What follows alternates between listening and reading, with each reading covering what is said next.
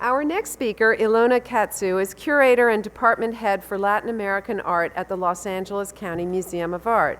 Trained as a modernist and Latin Americanist, colonial to contemporary, she received her PhD from the Institute of Fine Arts, New York University, in 2000. She is the curator of several exhibitions, including New World Orders at the Americas Society in 1996, Inventing Race, Casta Painting and 18th Century Mexico at LACMA in 2004, Contemporary Projects 9, Gajin Fujita and Pablo Vargas Lugo, also at the Los Angeles County Museum, 2005, and most recently, Contested Visions in the Spanish Colonial World at LACMA and the Museo Nacional de Historia de Castillo de Chapultepec in Mexico City, and that was in 2011 and 12. This last exhibition was nominated among the 5 outstanding thematic exhibitions of North America by the Association of Art Museum Curators, and its catalog received the Eleanor Tufts Book Prize awarded by the American Society for Hispanic Art and Historical Studies.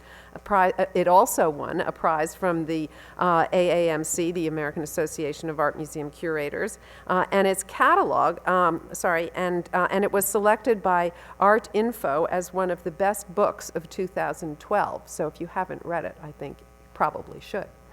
Dr. Katzew has received numerous scholarly honors, a Fulbright, John Carter Brown, fellowships from the Metropolitan Museum of Art, Ford Foundation, and Getty, among others, and she's published widely beyond her exhibition catalogs.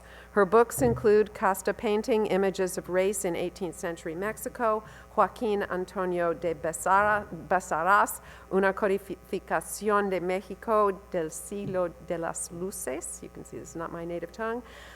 Race and Classification, The Case of Mexican America, edited with Susan Deans Smith, and Contested Visions in the Spanish Colonial World.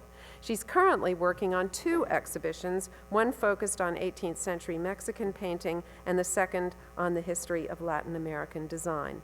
And finally, Ilona was selected by the Los Angeles Times as the 2011 person to watch in the Los Angeles art world. So let's watch her now as she presents her paper.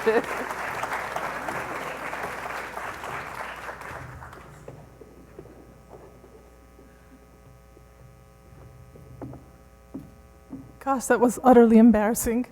And I swear I did not send that bio. It's a great pleasure to be here. Thank you so much for having me. I want to thank my colleagues at the Frick Center for the History of Collecting for extending an invitation to be part of the symposium, especially to Inga Riest and Samantha Deutsch, who have so prodigiously organized what promises to be a couple of very stimulating days. Let me see if I have this right. Yeah. I must confess that the title of my talk is somewhat broader than what I intend to speak about today, which is mainly the formation of the Los Angeles County Museum of Art's collection and its emphasis on Spanish colonial art.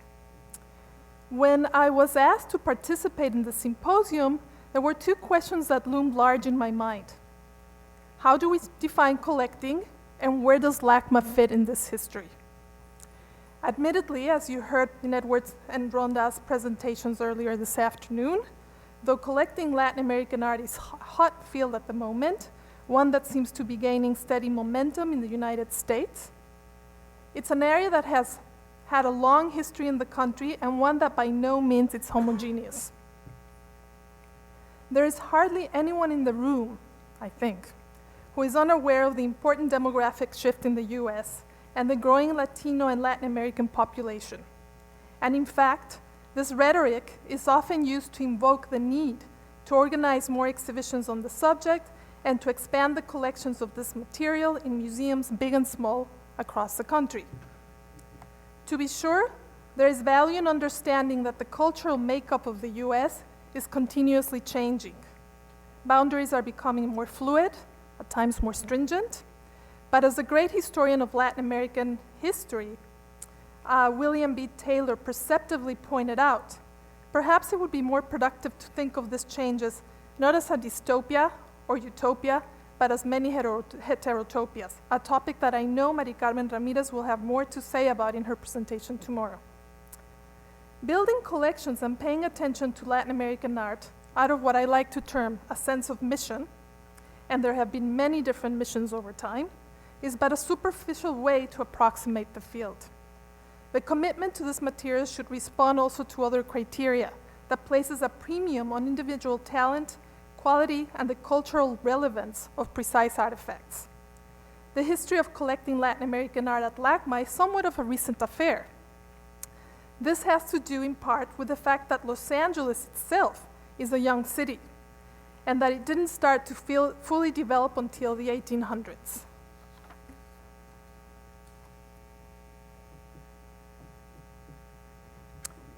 The Los Angeles Museum, as it was called, was established in 1913 as a division of the Los Angeles Museum of History, Science, and Art in Exposition Park in downtown Los Angeles. This is unlike the history of other venerable encyclopedic institutions in the US, such as the Met or the Art Institute of Chicago, which were established in the 1870s. And here you see the facade of the Los Angeles Museum's early Beaux-Arts building in Exposition Park. Significantly, in the early years of the 20th century, the Los Angeles Museum did not have a single significant art collection, nor the support of a board with deep pockets that could rival the so-called robber barons of the East Coast.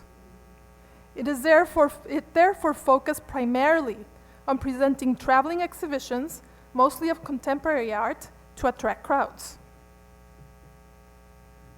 In time, the collection began to expand through gifts and acquisitions, and by 1965, the Los Angeles Museum, from which LACMA would evolve, separated from the Los Angeles Museum of History, Science, and Art, and moved to a new building in Hancock Park.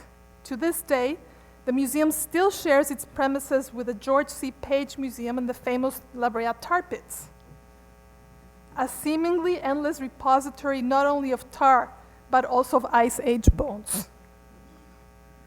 After the museum's relocation to Hancock Park in the 1960s, there was no concerted effort to build a collection of Latin American art, or a particular interest in including works by Latin American and or Latino artists in the museum, neither old nor young. This attitude would eventually lead the Chicano conceptual art group ASCO to tag LACMA's building and defiantly claim it as their own. And here you see the by now famous image of Patsy Valdez posing next to the tag walls of the museum. And it's also important to mention that despite this complaint, and to be fair, LACMA actually organized ASCO's first retrospective a couple of years ago in 2011, and it has had a steady number of exhibitions devoted to Latino artists, though not as much as it probably should.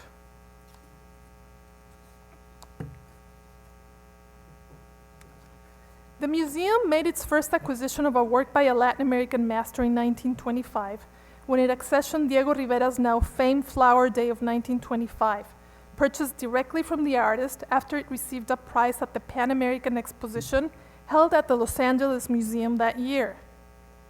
By then, Rivera's reputation was steadily on the rise in the United States. Less than a decade later, in 1931, MoMA would devote its second one-person exhibition to Rivera. The first show was dedicated to Matisse, which, as is well known, set attendance records.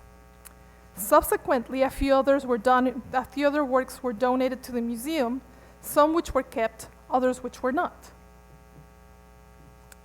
Rivera's Cuba Still Life with Bread and Fruit of 1917 was gifted to the museum in 1953 by Morton M. Day, the prominent owner of the May Department Stores Company. Day gifted other works to the museum, including a portrait by David Alfaro Siqueiros of 1934, which was eventually sold. In 1960, the daughter of the real estate mogul John Atkinson Dunbar donated this 1931 portrait of her father by Diego Rivera, which was swiftly deaccessioned, along with works by Alfredo Ramos Martinez, and this was something that greatly pained me when I got to the museum, to see a binder with these images, but no paintings in the collection. And also works by José Clemente Orozco and David Alfaro Siqueiros. as fate would have it, John Dunbar's portrait would make a triumphal return to LACMA in 1997 as part of the Bernard and Edith Lewin collection of Mexican art. And it now features prominently in our galleries as a work that embodies Rivera's role as a society portraitist and to illustrate the fascination of modern artists with Mesoamerican art. And here you see John Dunbar portrayed sitting on an equipal next to a stylized ancient Western Mexican figurine. The real impetus to build a collection of Latin American art at LACMA, however, came in the 1990s under our former director, Andrea Rich. She was motivated by a sense of mission and the need to present works that would reflect the growing Latino population in Los Angeles. It was a valiant first step. In 1997, the museum acquired the Bernard and Edith Lewin collection of Mexican art. The Lewins were German Jewish immigrants who settled in Southern California, opening a furniture store in Van Nuys and later on a gallery in Palm Springs. They traveled frequently to Mexico and amassed a sizable collection of some 2,000 works by Mexican modern artists, including most notably Diego Rivera, Rufino Tamayo, Carlos Mérida, Raúl Anguiano, and others. And on the screen you see a portrait of Tamayo's wife Olga of 1935 that was accessioned as part of the Lewin collection. Acquiring the Lewin collection put LACMA on the map, so to speak, and signaled the museum's commitment to developing a Latin American collection. But the strategy was not without its share of challenges. The collection was mixed, highly redundant, and not representative of the diverse modern trends in Latin America, or Mexico itself for that matter. In addition, the museum did not have, and still does not have, an acquisitions endowment. Part of my mission when I arrived at LACMA in the early 2000s was to rank the collection and develop a plan for upgrading it, a process that would inevitably take time and be subject to the fluctuations in the market, with prices for modern art soaring by the minute. In 2006, soon after the museum's Latin American art department was first established, I focused on filling some crucial gaps and acquired a range of modern and contemporary works by Wilfredo Lam, Roberto Mata, Joaquín Torres Garcia, Elio Itisica, and Jesus Rafael Soto, among others, and Francis Alice, for example, for the contemporary arena. But a concurrent and equally pressing goal was to develop a collection of Spanish colonial art, an area that was, and still is, underrepresented, if not downright ignored, in mainstream museums, save for a few notable cases to which I will return in a moment.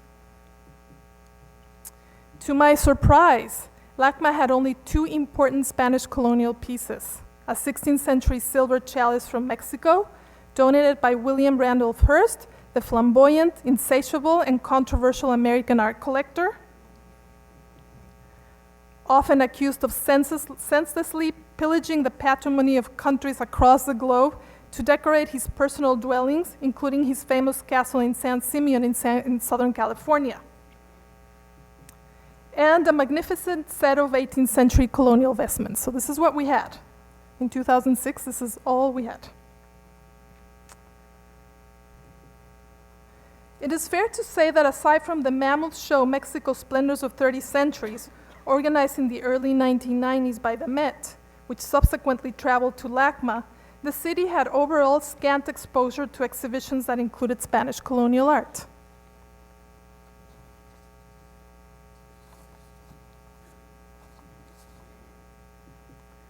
But this was an area that was not entirely unfamiliar in a region that was once part of Mexico and where a network of Spanish missions still peppers the landscape, vestiges of a connection that is both real and imaginary. Think of the immensely popular 1884 novel Ramona by Helen Hunt Jackson that provides a sentimental portrayal of Mexican colonial life set in Southern California, representing the Spanish missions as wholly utopian. When I embarked on building the museum's Spanish colonial collection, I was haunted by a series of questions. Would it really make sense, despite my personal passion for the material, to build a collection in Los Angeles, a city that so clearly seems to be moving in a straight line towards the future? How would audiences respond to such an undertaking? And how available was the material outside of their country of origin? Aside from the Denver Art Museum, whose collection started to be formed in earnest in the 1960s, thanks to its first purchase of pre-Columbian art in 1968, and the following year of the donation of the Frank Barros Freyer Memorial Collection of Colonial Art from Peru. This is an installation view of the recent installation view of the Denver Art Museum galleries. Most collections reach back earlier in time. And here it is worth noting that Denver was the first museum to establish a New World department in 1968 that brought together its ancient and Spanish colonial art collections. Over time, it has amassed one of the most important collections in the field, in large measure thanks to the support of the late Frederick Meyer and his wife Jan. The Brooklyn Museum of Art, exceptionally, through the pioneering and seminal role of Herbert Spinden, curator of American Indian art and primitive cultures, and here you are seeing an image of Spinden in the center, standing next to the Mexican artist Miguel Covarrubias to the left. He not only amassed one of the most important collections of this material in the US in the 1930s and 40s, but also attempted, as Diana Fain has compellingly argued in her groundbreaking publication, Converging Cultures, Art and Identity in Spanish America, to create a hemispheric history for this material, providing a Pan-American identity for the region that established a continuum between the cultures of the past and the present, and also emphasized their blending.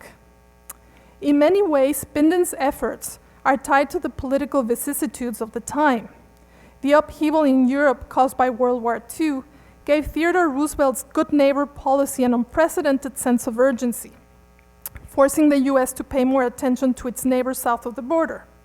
Let's remember, by way of anecdote, that MoMA's landmark exhibition of 1940, 20 Centuries of Mexican Art, was originally intended to be presented at the Jeux de Paume in Paris, not in New York City, but that the outbreak of the war forced the organizers in Mexico to quickly shift gears and set their eyes on their neighbors north of the border. The dynamic cut both ways. Between 1941 and 1943, Spinden traveled extensively throughout Latin America and accessioned about 1,400 colonial and popular works, many which he included in his major 1941 loan exhibition, America South of US, and later in permanent galleries within the museum, which garnered positive reactions from the likes of the noted art historian George Kubler. However, as Diana Fain has pointed out, at the time, these two areas were precariously situated between traditional disciplinary boundaries, and their connection to the museum's pre-Columbian and modern holdings were never systematically developed. Eventually, by 1956, the colonial galleries were dismantled, and the materials that Spinden had so painstakingly collected with the idea of establishing a Pan-American unity were absorbed by 4 different departments. And once the interest in the US for folk art waned, the collection was relegated to the shop of the museum. It was not until the 1980s, which is indicative of an overall lack of interest in Spanish colonial art, that the curators began to reassemble the collection and reassess Spinden's legacy. It is no coincidence that with the upsurge of colonial art in recent times, the museum, under the astute leadership of Rich Asti, would organize a new traveling exhibition of its collection titled Behind Closed Doors. Several collections that were formed in the US reached even back later in time to the late 19th century and the first decades of the 20th. Often idiosyncratic in nature and of mixed quality, they were as much the result of personal taste and circumstances, as well as a series of significant historical conditions.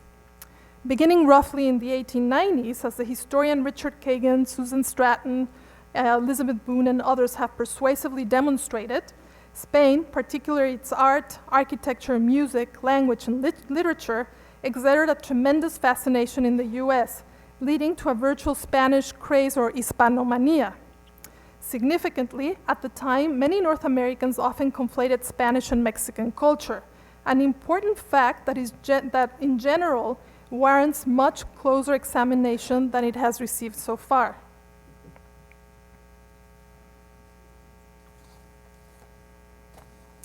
A clear sign of the beginning of this craze was the inauguration in Manhattan of the new Madison Square Garden, designed by the famous architect Stanford White, who modeled the amphitheater's tower on Seville's Giralda of the 12th century, a landmark that people immediately came to associate with the so-called Spanish Baroque style, despite the fact that the Giralda was more Moorish than Spanish. The design took on like fire, and soon many cities across the United States began to erect similar structures. By 1912, the style spread to Southern California, where it was seen as an organic continuation of the mission style of the 1890s, the more sober architectural style inspired by Spanish colonial architecture and churches. The New York architect Bertram Goodhue was largely behind the introduction of this style in the region, with a building that he created for the 1915 Panama, California exposition in San Diego. Within a few decades, different iterations of the new Spanish style became popular in domestic architecture all over Southern California and across the US.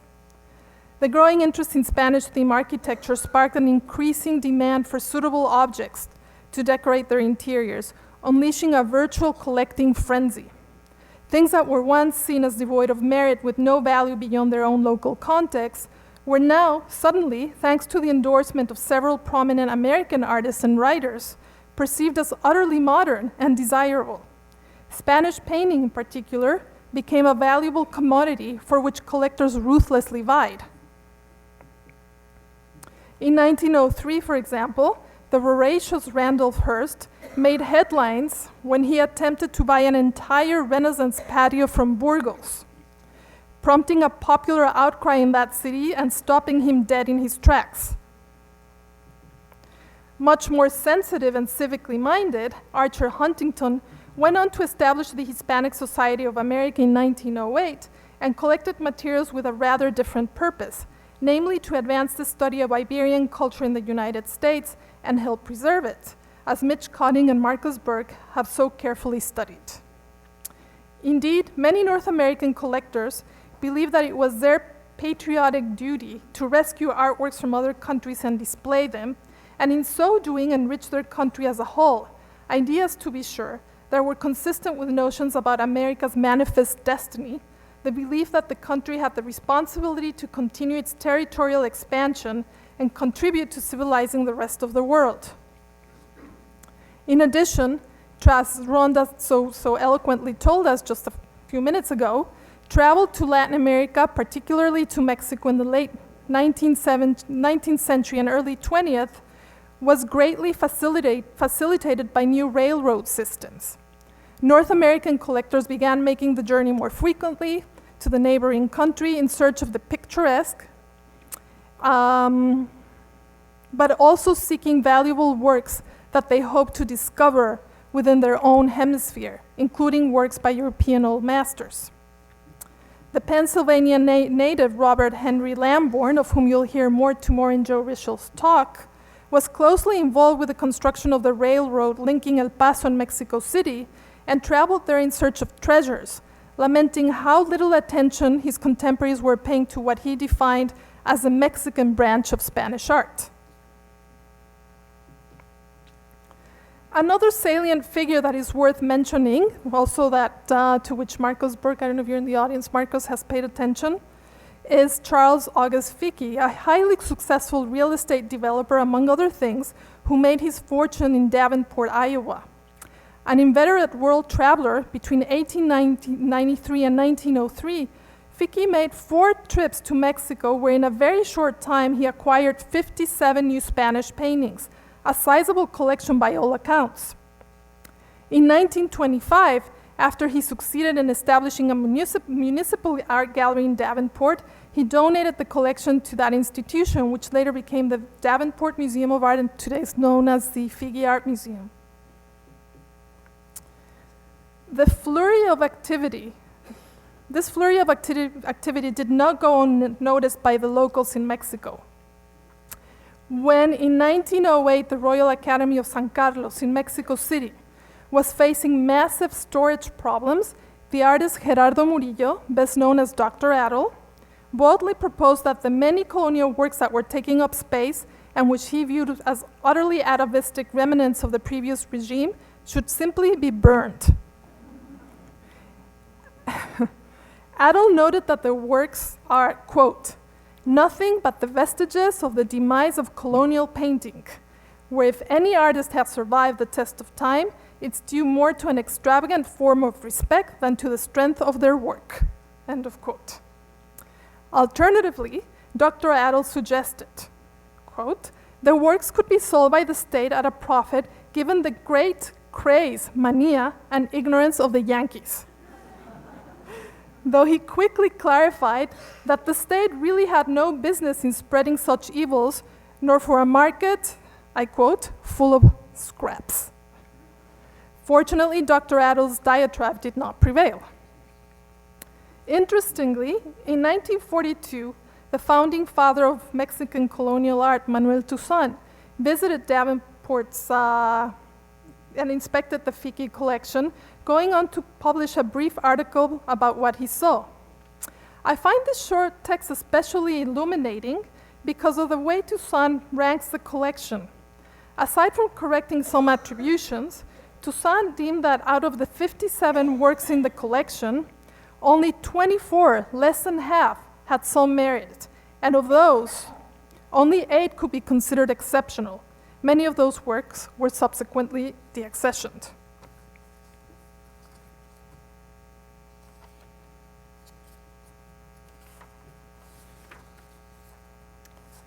This way of ranking the collection, though undeniably biased, as it is well known that Toussaint favored the 17th century over the 18th, is an important attempt that points to the generally mixed quality of these early collections of Spanish colonial art, in part due to the quickness with which they were assembled, and in part due to the lack of understanding of the region's different artistic manifestations. All in all, these remarks are important because they do point to the thorny issue of quality, which, as elusive a concept that it can be, has informed my own decisions in developing our collection, choosing whenever possible, especially when it comes to paintings, works that have been signed or are clearly ascribable to particular artists. This, hopefully, in conjunction with the important work that our colleagues in Latin America are conducting, can contribute to create a body of knowledge about many of the painters for which we still lack basic information, and help rectify arbitrary attributions by returning to basic issues of materiality and style. And of course, this is not my only guiding principle, but it is one that I consider important and that I really strive to pay attention while looking at this material. I think the issue of quality when it comes to Spanish colonial art is a really important issue that is often overlooked, or people don't want to really discuss it. There are different tiers of materials and different types of materials that tend to be collected. In this country, there's been a wide interest in what we can call works that are more picturesque, but there were entire schools of painting, both in South America, as some of my colleagues here have studied, and in Mexico, that truly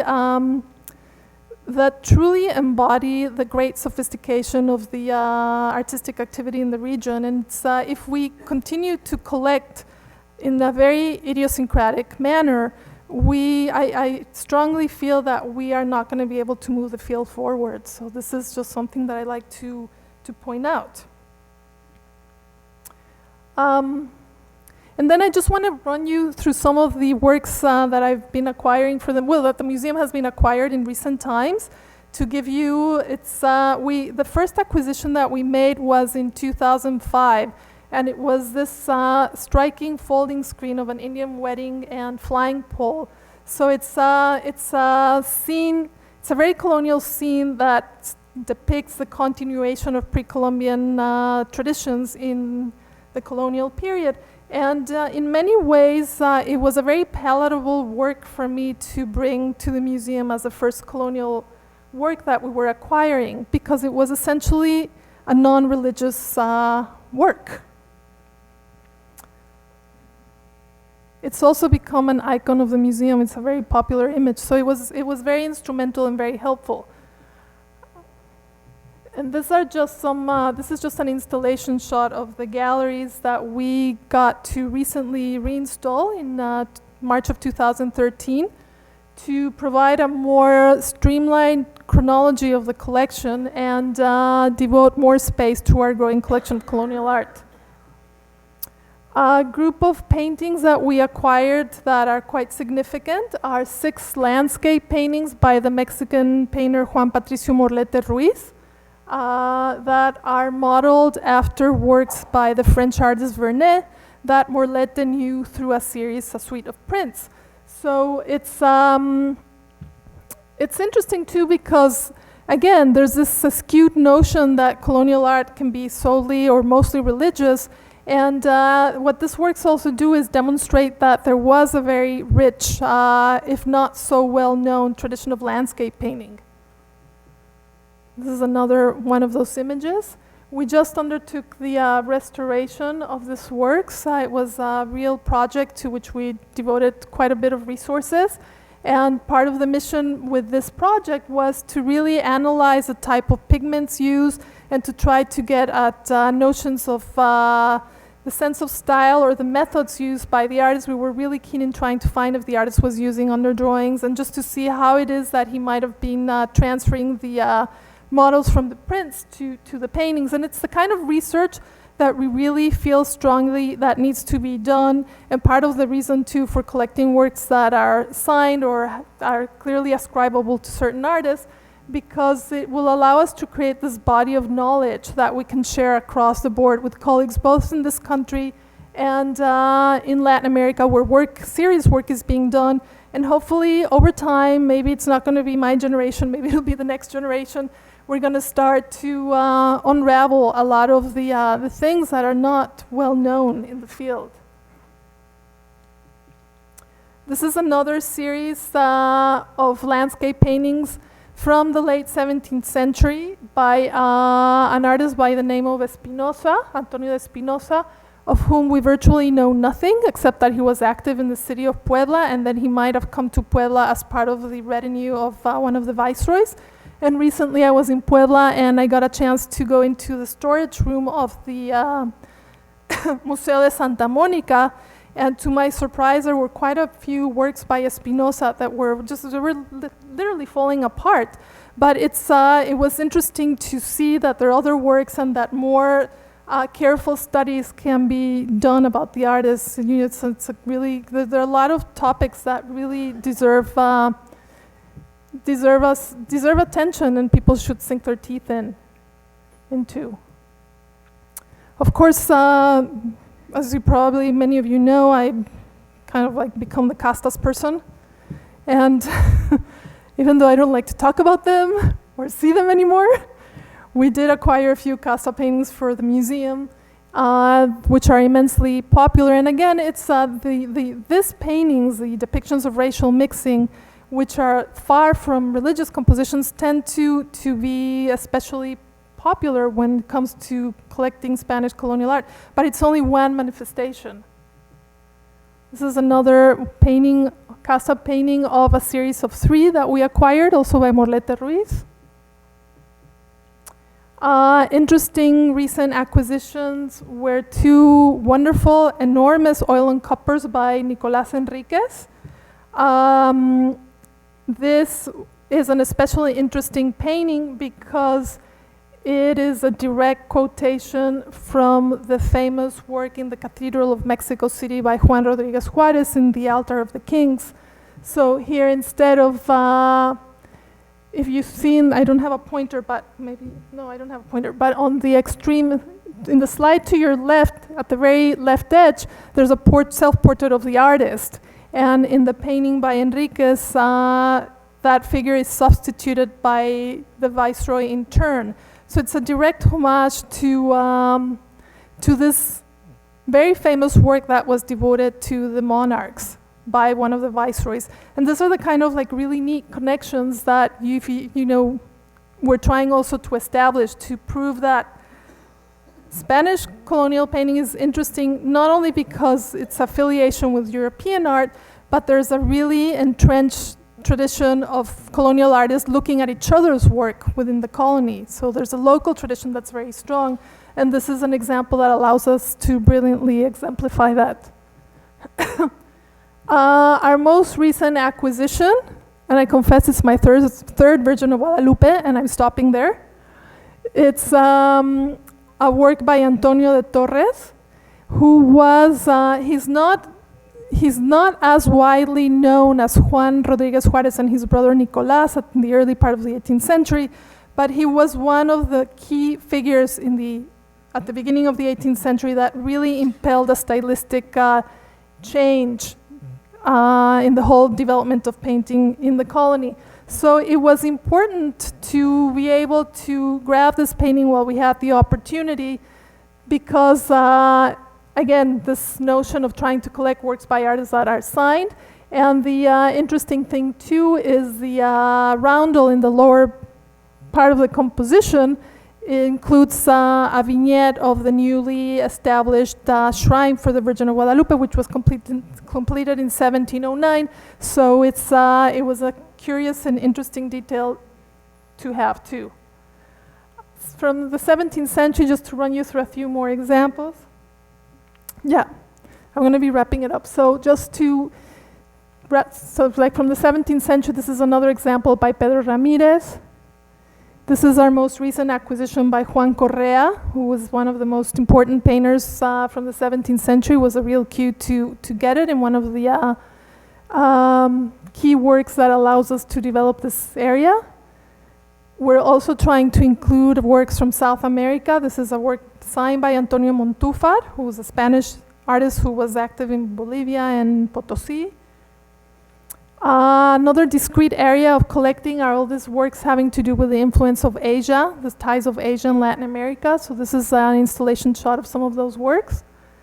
This is a full view of the painting of Miguel González. It's an enconchado, shell inlaid painting. Another recent work that we were acquired, that's also a shell inlaid painting.